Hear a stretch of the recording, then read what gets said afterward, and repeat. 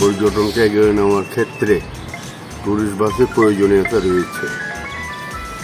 বিজ্ঞ জেলা প্রশাসক অনুমতিক্রমে আমরা ট্যুরিস্ট বাস চালু করানোর সিদ্ধান্ত নিয়েছি।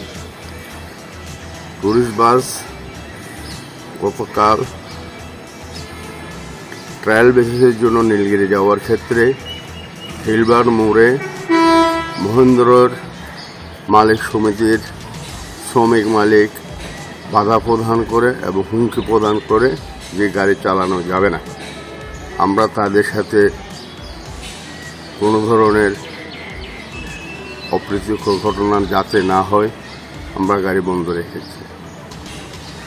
প্রশ্ন হলো, এই মহেন্দ্র সমিতির কারণে এই বান্দরবনের পর্যটন শিল্প অনেকটা ধ্বংসের মতো।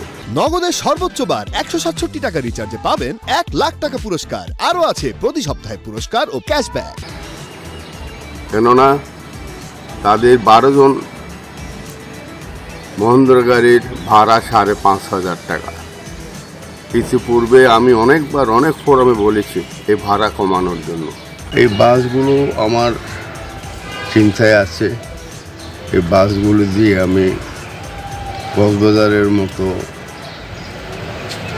যদি সারাদিন প্যাকেজ করতে পারি, সেক্ষেত্রে দুপুরের লাঞ্চ, বিকালের নাস্তা, এই জিনিসগুলা সংযোজন করব। সব কিছু নির্ভর করবে পর্যটকের আগমনের উপর।